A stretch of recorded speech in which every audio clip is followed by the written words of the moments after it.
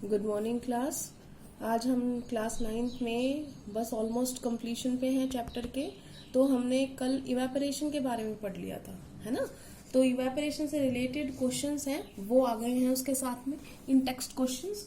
तो सबसे पहला क्वेश्चन है कि गर्म शुष्क दिन में कूलर ज्यादा ठंडा क्यों करता है। तो देखो, गर्म दिन है, पहले ही बोल रहा है, शुष्क दिन है, दो चीज है। गर्म है इसका मतलब टेम्परेचर ज्यादा है, ठीक है। शुष्क है इसका मतलब ह्यूमिडिटी नहीं है, नमी या आर्द्रता नहीं है। तो कल मैंने आपको बताया था कि वाष्पन पे 4 फैक्टर थे। एक था तापमान, तो तापमान बढ़ने से वाष्पन बढ़ता है, इवेपोरेशन बढ़ता है, और ह्यूमिडिटी आर्द्रता घटने से वाष्पन बढ़ता है। तो ये दोनों ही फैक्टर क्या कर रहे हैं, वाष्पन बढ़ा रहे हैं। और ज्यादा वाष्पन होगा तो आपको ये भी बताया था कि वाष्पन के बाद क्या होती है, ठंडक आती है, कूलिंग होती है। तो इसका मतलब क्या हो गया कि गर्म और शुष्क दिन में ज्यादा तापमान बढ़ जाता है, तो इसका मतलब जो वाष्पन है वो ज्यादा हो जाता है, और वाष्पीकरण के बाद क्या होती है, ठंडक। तो इसका मतलब टेम्परेचर ज्यादा, ह्यूमिडिटी कम, तो इवेपोरेशन ज्यादा, तो कूलिंग भी ज्यादा, तो कूलर भी क्या करेगा, ज्यादा ठंडा करेगा। ठीक है, ये सिर्फ समझाने के लिए बेटा। उसके बाद आते हैं हम क्वेश्चन नंबर 2 पर। क्वेश्चन नंबर 2 है, गर्मियों में घड़े का पानी ठंडा क्यों होता है।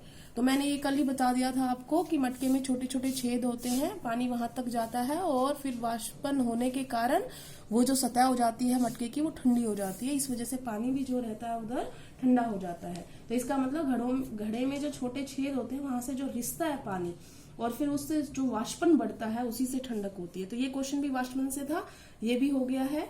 उसके बाद क्वेश्चन नंबर 3 वो बोलता है कि जब एसीटोन या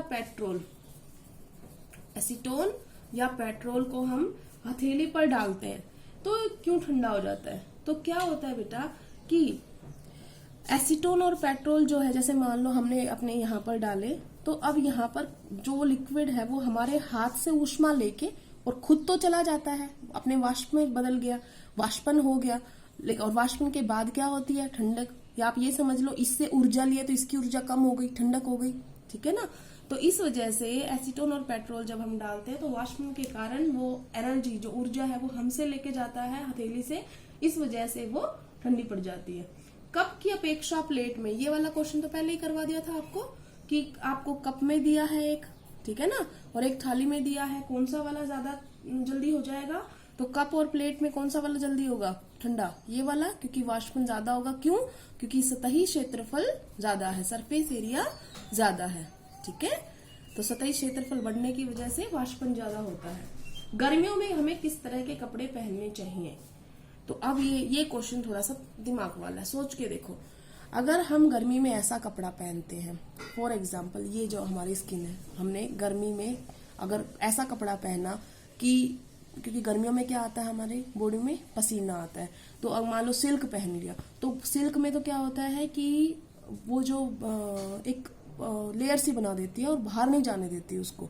तो इसका मतलब वो जो पसीना आया हमारा, अंदर अंदर और पसीना आता रहेगा। लेकिन अगर हम सूती कपड़ा पहनते हैं तो सूती में क्या होता है, देखना, उसका एक जालीनुमा स्ट्रक्चर होता है, तो वो जो पसीना है वो उस कपड़े के टच में रहता है। और जैसे मटके में हुआ था ना कि वो रिस के पहुंच गया था, छेदों के अंदर से बाहर पहुंच गया था और वाष्पन हो जाता है। तो मान लो एक कपड़ा है यहाँ पर, तो ये जो पसीना आया उसके टच में था कॉटन कपड़े के साथ में, और वो पसीना अब उड़ गया, वेपर स्टेट में चला गया अपने। तो गैसियस स्टेट में जाने पर उसने एनर्जी कहाँ से ली, यहाँ से, तो ऑटोमेटिकली हमारी बॉडी क्या हो जाती है, ठंडी हो जाती है। इसलिए हमें क्या करना चाहिए, हमें सूती कपड़ा पहनना चाहिए, ताकि ज्यादा से ज्यादा पसीने को हमारा जो सूती कपड़ा है वो सोख सके, और उसके बाद उसका वाष्पन होगा तो हमारी बॉडी क्या हो जाएगी, ठंडी। बेटा ये सारे क्वेश्चंस मैंने ऐसे ही कराए हैं ताकि तुम्हें समझ में आ जाए, नहीं तो ये आप कल के चैप्टर के समझने के बाद ऑटोमेटिकली कर सकते हैं। आज हम आते हैं अभ्यास के क्वेश्चंस पे, टेक्स्ट को।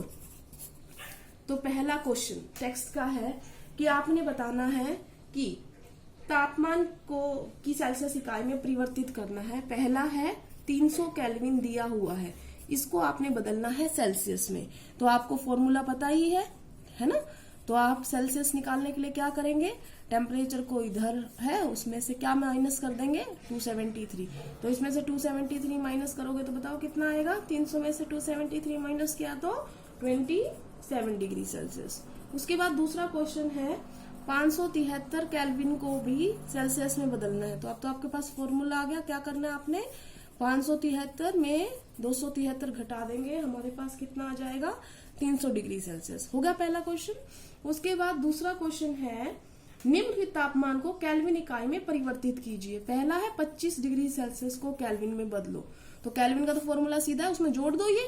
तो temperature in kelvin is equal to 25 plus में 273, और ये कितना आ जाएगा 298 केल्विन। दूसरा है 373 डिग्री सेल्सियस को केल्विन में बदलो। तो temperature in kelvin is equal to 373 plus में 273, it will be equal to 646 kelvin.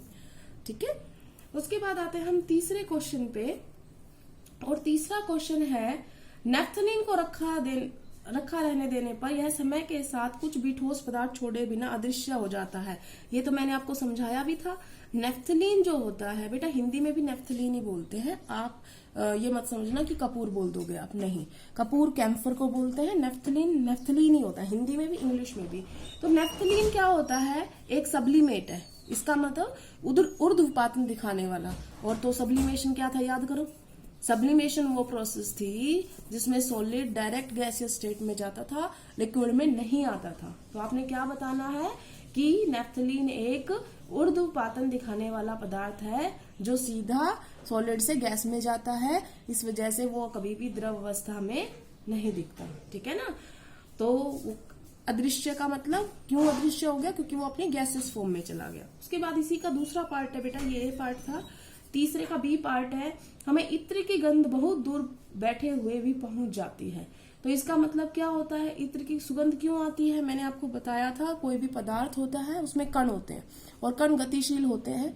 तो पदार्थों के कण गतिशील होने की वजह से वायु के माध्यम से वो हमारे पूरे वातावरण में फैल जाता है इत्र, और इत्र में खुशबू तो होती है। तो जहां जहां उसके कण फैलेंगे वहां वहां वो हमें सुगंध देगा। ठीक है। तो इत्र जो है एक पदार्थ है, उसमें कण गतिशील होते हैं, हवा के साथ वो पूरे वातावरण में फैलने के कारण हमें उसकी खुशबू आती है। अब अगला है आपका क्वेश्चन नंबर 4। निम्नलिखित पदार्थों को उन कणों के बीच बढ़ते हुए आकर्षण के अनुसार व्यवस्थित करें। एक दिया है जल, एक दिया है आपको चीनी, और एक दिया है ऑक्सीजन। और आपने इसमें क्वेश्चन में पूछा है बढ़ते हुए आकर्षण। सबसे पहले तो ये बताओ, आकर्षण बल ये वाला कौन सी स्टेट थी, सॉलिड सबसे ज्यादा था ना, उसके बाद लिक्विड, उसके बाद गैस। और इसने बोला बढ़ते हुए में लिखना है, तो पहले गैस को लिखो। इसमें से गैस कौन है, ऑक्सीजन। फिर बढ़ाना है, फिर कौन आएगा, लिक्विड स्टेट, जल और चीनी में से लिक्विड, जल, और फिर चीनी। तो ये था हमारा गैस, ये था हमारा लिक्विड, ये है हमारा सॉलिड। तो हमने बढ़ते हुए क्रम में लिख दिया है। अब ये बोल रहा है क्वेश्चन नंबर 5। क्वेश्चन नंबर 5 में इसने बोला है कि निम्नलिखित तापमानों पर जल की भौतिक अवस्था बताइए।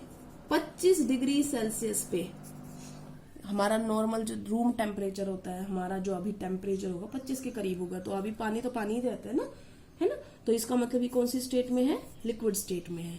उसके बाद बोल रहा है कि 0 डिग्री सेल्सियस पे, तो मैंने बताया था 0 पे वो पानी जो है वो बर्फ बनना शुरू करता है बेटा। तो यहाँ पर 0 डिग्री सेल्सियस पे लिक्विड स्टेट भी होगी, प्लस में सॉलिड स्टेट भी होगी। ये ध्यान से समझना है बेटा, दोनों चीजें होती है इस पे। कई बुक्स में कोई गाइड वगैरह से अगर करता है क्वेश्चन तो उनमें गलत लिख देते हैं वो। तो आपने दोनों लिखना है, एक नहीं लिखनी है। आपने सॉलिड भी लिखना है, लिक्विड भी लिखना है, क्योंकि दोनों एग्जिस्ट करते हैं। तीसरा क्वेश्चन है 100 डिग्री सेल्सियस, सेम वही है। जल इस पर भाप बनना, वाष्प में बदलना शुरू करता है। तो इसका मतलब जल उबल गया, वाष्प में बदल रहा है, तो जल भी है लिक्विड, प्लस में गैस तो बनेगा ही। ठीक है ना। तो आज हमने इतना कर लिया, 5 क्वेश्चन तक कर लिए हैं। ठीक है, बाकी हम कल करेंगे। Thank you class. ये आपने नोटबुक में लिखने हैं अपने।